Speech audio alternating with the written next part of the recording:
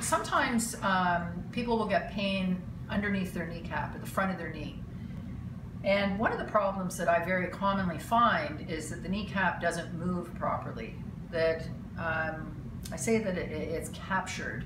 There can be some inflammatory tissue that is in what we call a fat pad, and everybody has one, just underneath the patella and behind the patellar tendon.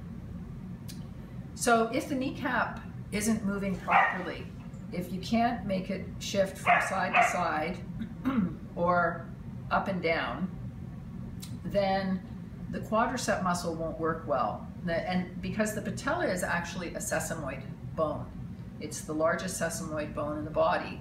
A sesamoid bone is a bone that is buried within the tendon, and it improves the mechanical advantage of the muscle. So the patella is a sesamoid bone in the quadriceps tendon, which improves the mechanical advantage of your quadricep. When you contract your quadricep muscle, the patella is pulled up towards your hip, like so. Now, if the kneecap can't move, if the patella can't move, then your quadricep can't fire properly. It can't fully contract. It's being held down by the kneecap. So you can end up in a vicious circle where the kneecap doesn't move and the quadricep muscle is weak. So then what I advise that you do is you put up first something hot on your knee to loosen up the tissue, and then you try and wiggle your kneecap from side to side.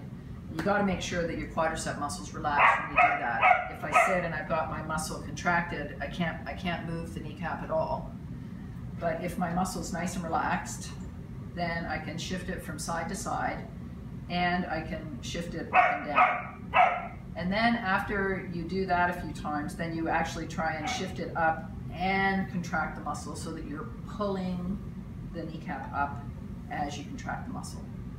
One of the most important things for anybody to learn how to do after an injury or post-operatively.